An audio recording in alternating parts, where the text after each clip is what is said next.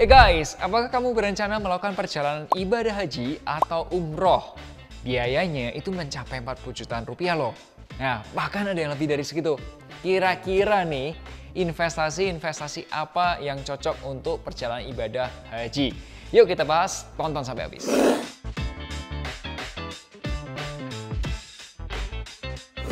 Hai guys, ketemu lagi nih bersama Melvin Mumpuni. Thank you ya guys buat teman-teman yang sudah subscribe dan juga nyalain notifikasi YouTube channelnya finansialku.com. Kali ini aku mau bercerita tentang biaya perjalanan ibadah haji dan umroh. Kira-kira investasi syariah apa nih yang menguntungkan?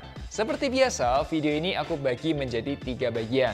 Pertama, kita akan bicara dulu berapa sih biaya perjalanan ibadah haji dan umroh, ya kan?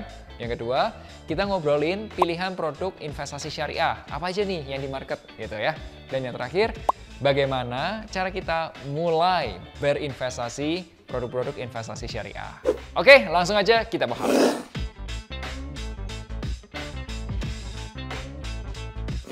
Biaya haji itu ada yang reguler dan ada juga yang namanya haji ONH+. Kita mulai dari biaya haji reguler. Jadi teman-teman, total kuota haji tahun 2023 itu adalah 221.000 orang. Kuota haji reguler itu sebanyak 203.320 orang. Dan kuota haji khusus sebanyak 17.680 orang. Ya. Nah, biaya haji reguler berdasarkan websitenya Kementerian Agama itu kemenak.go.id, biaya penyelenggaraan ibadah haji atau BPIH 144 Hijriah atau 2023 Masehi adalah Rp49.800.000 per orang. Nah, melansir dari website Kemenak, waktu tunggu haji yang reguler nih ya, itu berkisar antara 11 tahun sampai 39 tahun. Tapi kalau kita rata-rata, 20 tahun. Berdasarkan sumber dari indonesiabaik.id, data biaya haji reguler dari tahun 2014 ke 2023 adalah sebagai berikut ini. Biaya penyelenggaraan ibadah haji atau PPIH itu yang kotak berwarna biru, itu ditanggung oleh dua pihak nih. Yang pertama oleh jemaah. Jemaah itu kotak yang berwarna biru tua, ya. Dan nilai manfaat dari dana haji itu yang berwarna biru muda. Angka PPIH pada tahun 2019 itu sebesar 59 juta rupiah. Dan itu meningkat terus sampai menjadi 90 juta pada tahun 2023. Oh ya, di tahun 2020 dan 2021 itu tidak ada pemberangkatan haji karena adanya pandemi COVID-19, ya kan? Nah, berdasarkan data yang dihimpun dari beberapa sumber, itu kenaikan biaya haji reguler itu kurang lebih nih ya, 5,77% per tahun. Kalau kita hitungnya linear aja, ya. Nah, kita lanjut nih ke biaya haji ONH+. Setuju? Kalau setuju, kasih like-nya dulu dong. Oke? Thank you. Dilansir dari website CNN Indonesia, biaya haji ONH+ itu kisarannya antara 150 juta sampai 160 juta rupiah. Dengan masa tunggu 2-8 tahun. Kurang lebih, biaya ONH+ itu lebih mahal 3-4 kali lipat dari biaya haji reguler. Nah, gimana nih kalau biaya umroh? Kalau biaya umroh itu tergantung sama travel agentnya, ya kan? Tapi kalau melansir dari bisnis.com, biaya umroh pada tahun 2023 itu berkisar antara 27 juta sampai 50 juta rupiah per orang. Ya, pastinya sekali lagi tergantung dari paket perjalanan yang dipilih, transportasinya, hotelnya, kota-kota mana yang mau dikunjungi dan lain sebagainya. Oke? Lalu gimana nih cara kita nyiapin uangnya untuk biaya haji dan umroh? Jawabannya, kerja, buat rencana perjalanan haji atau umrohnya, dan kemudian diinvestasikan. Tentu aja pilih produk investasinya yang syariah. Nah, apa aja nih pilihannya? Kita bahas pilihan produk investasi syariah.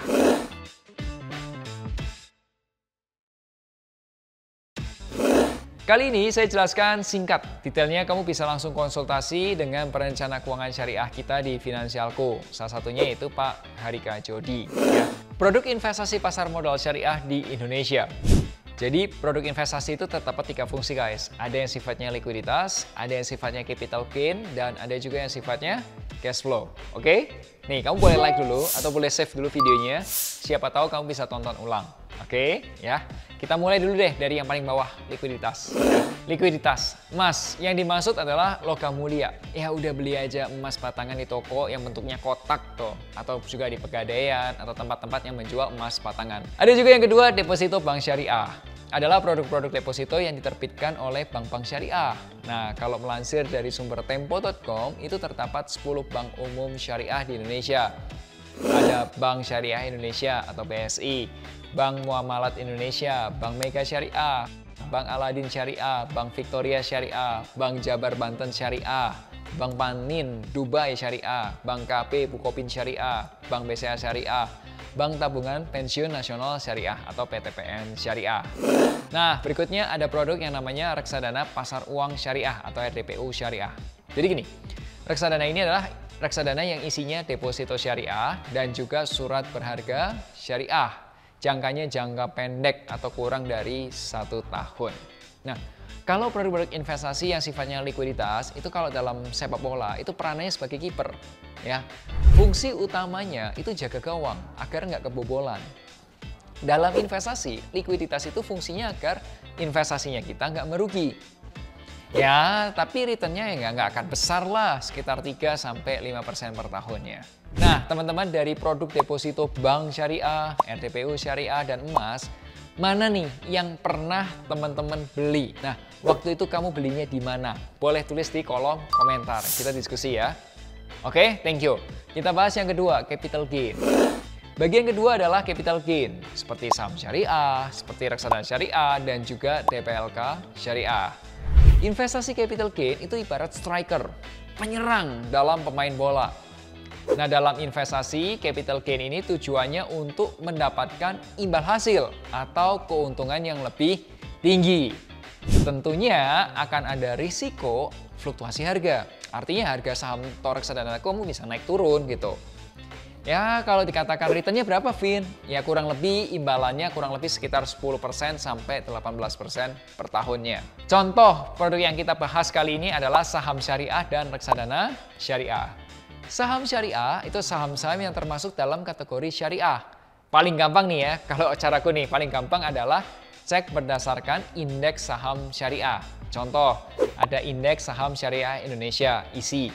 Ada juga Jakarta Islamic Index, JII, Jakarta Islamic Index 70, JII 70, atau IDX Syariah Group. Nah, kamu bisa cek di situ, itu udah pasti syariah. Yang kedua, ada juga yang namanya reksadana syariah. Nah, reksadana syariah adalah reksadana yang dikelola berdasarkan prinsip-prinsip syariah. Penjelasan mengenai saham syariah dan reksadana syariah ini akan panjang banget. Nah, gimana nih kalau aku jelasin dalam video berikutnya? Anyway, kalau kamu lebih suka mana nih? Mau bahas saham syariah dulu atau reksadana syariah dulu? Silahkan komen ya. Thank you. Kita lanjut ke investasi berikutnya yang sifatnya cash flow. Bagian terakhir adalah cash flow, seperti dividen saham dari saham-saham syariah, fintech syariah, sukuk, dan lain sebagainya. Nih, coba perhatiin gambarnya ya.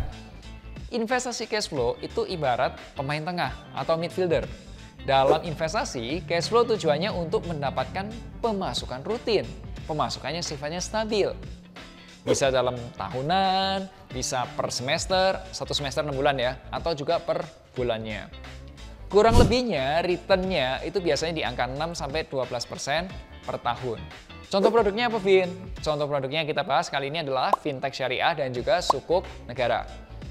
Fintech syariah atau financial technology adalah produk-produk investasi yang berkembang karena adanya teknologi digital. Sekarang ini ada 3 jenis fintech syariah, guys. Ada yang peer-to-peer lending syariah, ada yang equity crowdfunding syariah, dan securities crowdfunding syariah. Kalau P2P lending dan securities crowdfunding itu basisnya bagi hasil atas keuntungan proyek. Biasanya proyeknya itu ada jatuh tempo nih, ada setahun, ada 2 tahun, ada 3 tahun, atau mungkin ada yang jangkanya pendek banget di bawah 1 tahun. Nah, kalau equities crowdfunding itu basisnya bagi hasil atas keuntungan kepemilikan perusahaan. Semacam kita patungan bisnis gitu, dan kita dapat dividen dari saham, dapat bagi hasil dari keuntungan bisnis kita, itu contohnya. Dan yang terakhir adalah sukuk negara. Sukuk itu apa? Sukuk itu surat berharga negara Indonesia, tapi yang sifatnya syariah. Ya, tentunya keuntungan kita adalah pengembalian pokoknya dan ada bagi hasil. Plus, pokok dan bagi hasilnya ini dijamin oleh undang-undang. Nah, teman-teman, berikut ini beberapa produk sukuk negara yang terbit tahun 2023. Nih gambarnya. Nah, kalau seri SR sukuk retail 18 itu sudah terbit. Nah, yang akan terbit berikutnya itu adalah seri sukuk tabungan 10 di bulan Mei 2023. Save aja dulu tanggalnya, oke? Nah, dengan segitu banyak produknya, investasi syariah, bagaimana nih cara kita memulainya? Yuk kita bahas bagaimana cara memulai investasi syariah.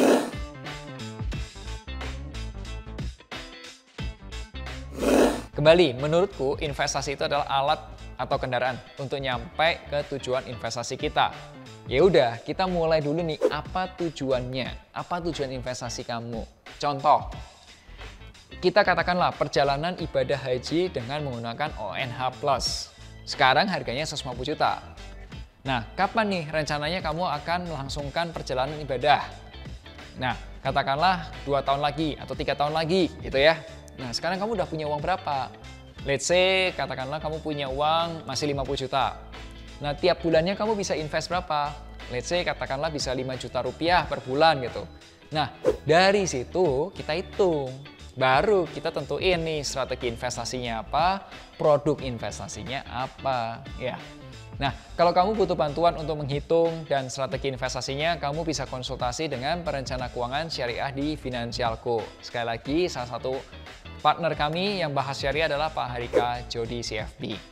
Kamu bisa daftar di link deskripsi berikut ini atau hubungi ke nomor WhatsApp berikut ini. Ingat selalu, hargai kerja kerasmu. Sampai jumpa di Melek Finansial hari Rabu depan. Akhir kata, make a plan and get your financial dreams come true. Minku, kamu mau yang reguler atau yang plus nih? Kalau yang plus berangkatnya lebih cepet nih.